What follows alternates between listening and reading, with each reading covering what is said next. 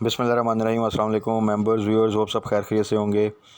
आज की वीडियो में जी डिस्कस करते हैं, काफ़ी दिनों के बाद एक नेगेटिव क्लोजिंग आई और जब भी नेगेटिव क्लोजिंग आती है तो थोड़ी सी बातें फिर स्टार्ट हो जाती हैं कि जी अब फ़ौरन बेच के मार्केट से निकल जाएं, मार्केट ज़्यादा नीचे ना आ जाए।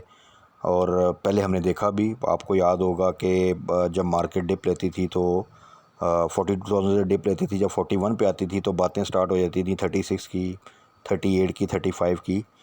और इसी तरह जब मार्केट रैली बनाती है तो बातें जो सी हैं वो आपको पता है कि 50,000 की भी एक ज़माने में स्टार्ट हो जाती थी और मार्केट जो सा 42,000 से रिवर्सल ले लेती थी।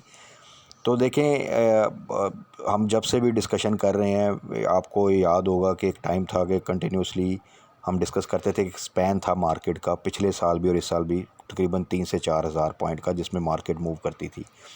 और यही बार बार बताया कि जब तक इकोनॉमिक साइड पे चीज़ें बेहतर नहीं होंगी तब तक इसी स्पैन में मार्केट मूव करेगी। तो जब नीचे जाती थी तो यही हमेशा हम डिस्कस करते थे कि पैनिक में आके लॉस बुक ना करें, क्योंकि मार्केट नीचे से एक जो वही 3,000 का स्पैन था, 40,000 या इवन 39,000 से वापस आती थी और फिर एक 2-3 हज़ार की एक रैली बनाती थी या रिकवरी देती थी।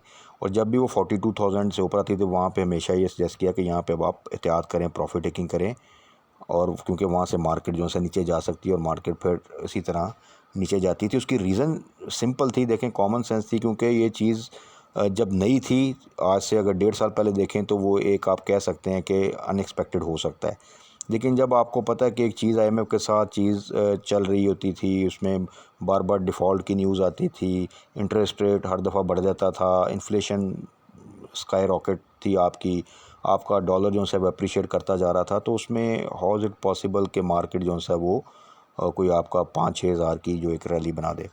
तो उसमें जब कोई अच्छी न्यूज़ आती थी तो वो मार्केट थोड़ा रिकवरी दे लेती थी, जब फिर कोई बुरी न्यूज़ आती थी, कोई स्टेटमेंट आती थी, और वो चाहे इकोनॉमिक साइड पे और पॉलिटिकल साइड पे भी आपको पता है कि क्या क्या कुछ होता रहा, तो मार्केट डेफिनेटली डिप ले लेती थी। लेकिन अल्लाह का शुक्र है कि मार्केट एक स्पैन में मूव करती रही, और ये भी डिस्कस किया था कि जो हालात थे उसमें मार्केट ने अपने आप को बड़ा मेंटेन किया। रीज़न ये थी कि चीज़ें ऑलरेडी बहुत ज़्यादा डाउन साइड पे थी और छोटा investor, weak investor already market से निकल चुका था, और अब ज़्यादातर वो लोग थे जो मार्केट को थोड़ा समझते हैं, जो एक्सपीरियंसड हैं, जिनमें थोड़ी पेशेंस है, तो इसलिए मार्केट एक हद से ज़्यादा नहीं गिरती थी।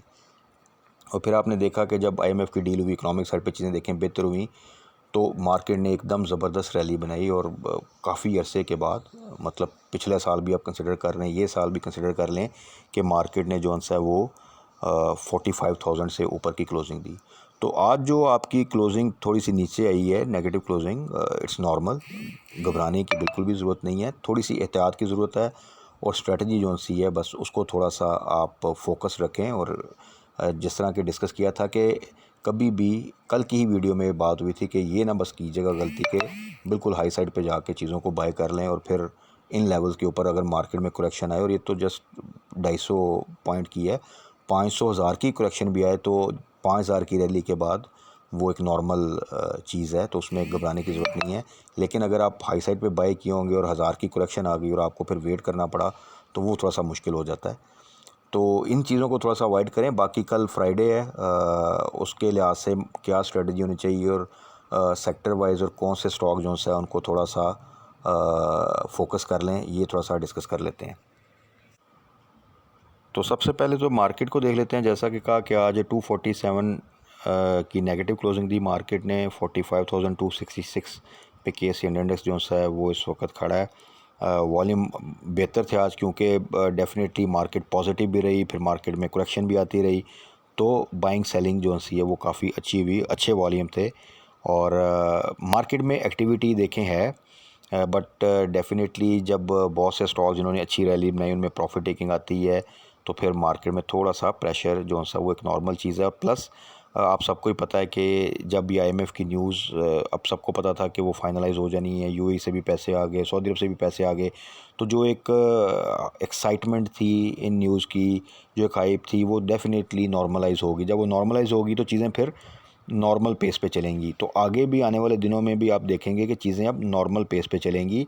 तो फोकस जो सा है वो आपने अब इंडेक्स पे कम और अपने स्टॉक्स पे ज़्यादा करना है, क्योंकि इंडेक्स जो सा है वो अब अपने आप को कंसोलिडेट करता जाएगा, वो थोड़ी सी करेक्शन लिया करेगा, थोड़ी सी रैली बनाया करेगा अकॉर्डिंग टू द स्टॉक्स जिनमें एक्टिविटी होगी। अब ऐसा नहीं है कि इंडेक्स अब आपको आने वाले दिनों में फिर 800 हज़ार पॉइंट की जो है वो ऐड करे, तो इस तरह तो इंडेक्स अगले हफ्ते में ही आप देखेंगे कि वो 50,000 पे चला जाएगा, तो ऐसा नहीं होगा। इंडेक्स अब अपने आप को मैनेज करेगा। हाँ, स्टॉक्स में आप देखेंगे कि कुछ स्टॉक्स में करेक्शन हुआ करेगी, प्रॉफिट टेकिंग हुआ करेगी, कुछ स्टॉक्स जो हैं वो रैली बनाएंगे। ख़ास तौर पे वो स्टॉक्स जिनके अभी रिज़ल्ट आने हैं, जिनकी एनुअल क्लोजिंग है, जिनमें ऑयल एंड गैस के जो से हैं वो स्टॉक्स हैं आपके मेजर, बल्कि जो से हैं वो स्टॉक्स जो हैं उनकी जून क्लोजिंग में ही जो है वो एनुअल क्लोजिंग आती है, और फाइनेंशियल सेक्टर की ज़्यादातर जो सी है वो दिसंबर क्लोजिंग में होती है। सो यहाँ पे पे आउट भी मिलने हैं। आपका ऑटो सेक्टर है दो के वो काफ़ी डाउन साइड पे, आपका टेक्सटाइल सेक्टर है। तो ये तमाम सेक्टर जो से हैं इनकी जो सी हैं रिज़ल्ट्स अभी स्टार्ट हो जाएंगे, और ज़्यादातर रिज़ल्ट सीज़न जो सा है जून क्लोजिंग का वो स्टार्ट होता है अगस्त के बाद। तो फिर आप देखेंगे कि उन स्टॉक्स में रैली बनेगी, क्योंकि यहाँ पे पे आउट जो अच्छे स्टॉक्स हैं वो ज़रूर देते हैं। तो फिर जिसमें पे आउट अच्छा होता है उसमें कैपिटल गेन भी आपको पता मिलता है। और अगर इस वक्त क्योंकि सिचुएशन फ़िलहाल के लिए उतनी बुरी नहीं है इकनॉमिकली जितनी कि पिछले रिज़ल्ट्स में होती थी, तो वो एक इम्पैक्ट जो सा है अच्छे रिज़ल्ट का वो भी नहीं आता था। तो इस दफ़ा उम्मीद है कि इंशाल्लाह ताला चीज़ें जो सी हैं वो बेहतर होंगी। तो उसमें टॉप प्रायोरिटी पे आईटी सेक्टर को ही रखें। आईटी सेक्टर के स्टॉक्स जो से हैं वो थोड़ी सी करेक्शन लेके आप देखें कि अब एक रैली बनाने के बाद इस पॉइंट पे थोड़ा सा अपनी प्राइस को मैनेज करेंगे। जिस तरह नेट सोल है, अब आप देखें कि वो 88 टू 90 के दरमियान जो है वो मूव करेगा थोड़ा सा, लेकिन यहाँ से फिर उसकी नेक्स्ट टारगेट जो है वो 100 है। एवीएन भी अब देखें स्ट्रेंथ शो कर रहा है, नेगेटिव मार्केट में भी कोई लोअर लॉ की तरफ नहीं जा रहा, तो इंशाल्लाह ताला उसमें भी अब जो काफ़ी एक लॉन्ग अवेटेड रैली थी वो इंशाल्लाह बनेगी। सेम टैली, इसी तरह आप देखें तो सिस्टम है, सिस्टम का भी अल्टीमेट अगेन टारगेट 500 है, और वहाँ पे इंशाल्लाह ताला उसकी प्रॉफिट टेकिंग करेंगे। इसी तरह ऑयल एंड गैस में देखें तो रिफाइनरी सेक्टर ने बड़ी ज़बरदस्त रैली ख़ास तौर पे अटक रिफाइनरी ने, और इस दफ़ा नेशनल रिफाइनरी बनाई है पीआरएल ने भी, तो अब थोड़ा सा वो अपनी प्राइस को मैनेज करके फिर एक मूव आगे बनाएंगे। तो उसमें भी वरी की बात नहीं, वो हम चीज़ें डिस्कस भी करते रहते हैं और आने वाली वीकेंड की वीडियो में भी डिस्कस करेंगे।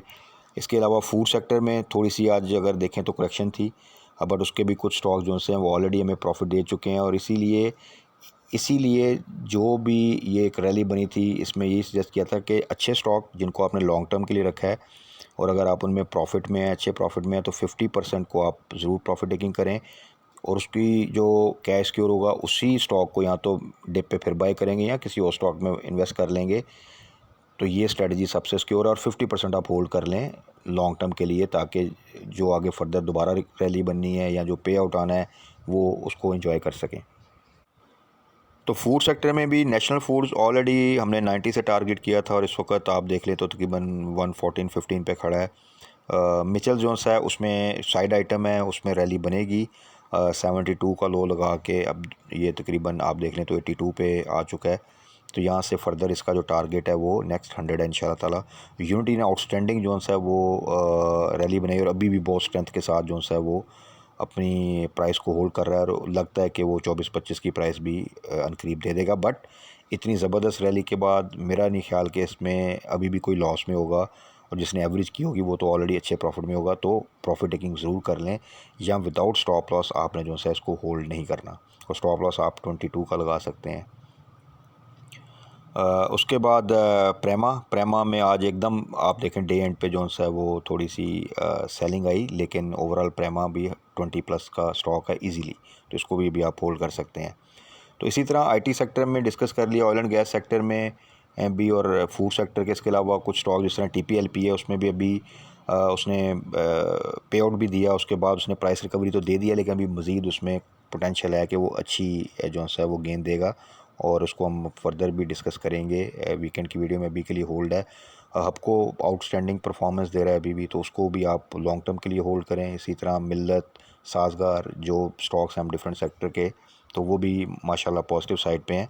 तो कल के लिए स्ट्रेटजी अपनी ये रखें कि अपने स्टॉक्स को होल्ड करें। जिन स्टॉक्स में अभी आपने प्रॉफिट टेकिंग नहीं की और वो अच्छे प्रॉफिट में हैं, तो पार्शियल प्रॉफिट टेकिंग ज़रूर करें, और स्टॉप लॉस के बगैर जो है ना चीज़ों को होल्ड ना करें, क्योंकि फर्दर अगर कोई करेक्शन आती है, डिप आती है, तो फिर आप पॉजिटिव साइड पे एग्जिट लेके डिप पे उनको बाय कर सकते हैं। लेकिन ऐसी सिचुएशन भी नहीं है कि आप सारा कुछ बेच के और वेट करें कि शायद मार्केट यहाँ से 3,000 का डिप ले लेगी तो फिर मैं दोबारा बाई करूँगा, तो नहीं।